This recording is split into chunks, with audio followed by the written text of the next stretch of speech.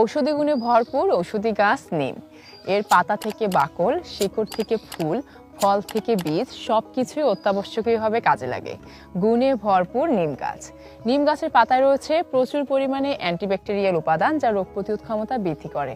এছাড়াও প্রকৃতিতে নিম গাছ প্রচুর পরিমাণে অক্সিজেন সরবরাহ করে, তাই বিশ্ব স্বাস্থ্য সংস্থা নিম গাছকে 21 শতকের বৃক্ষ বলে ঘোষণা করেছে। নিম গাছের ফুল ওজন কমাতে সহযোগিতা করে, তাই যারা ওজন কমাতে চায় তারা নিম পাতা এবং নিম ফুল একসাথে চূর্ণ করে 1 চামচ মধু 1 চামচ লেবুর রসের সাথে মিক্স করে খেলে আল্লাহর রহমতে উপকার পাবেন।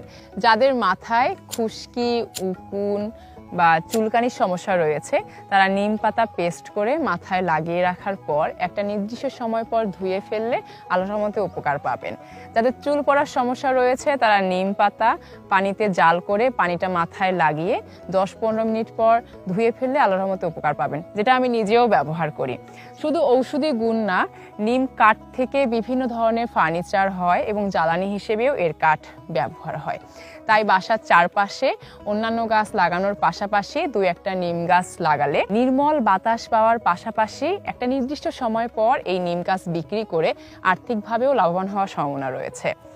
এই নিম গাছের আদি উৎপত্তি স্থল বলা হয় বাংলাদেশ, ভারত, মায়ানমার, কিন্তু এখন পৃথিবীর প্রায় সব দেশেই এই গাছটি দেখা যায়। তবে বাংলাদেশের উত্তরাঞ্চলে এই নিম গাছ বেশি হয়ে থাকে। 2 ধরনের নিম গাছ রয়েছে, একটাকে বলে ঘোড়া নিম বা মহানিম, যেটা সব থেকে বেশি দেখা যায়, আর একটা হচ্ছে এই সাধারণ নিম যেটাকে জাতি নিম বা জাতনিম নামে চেনে।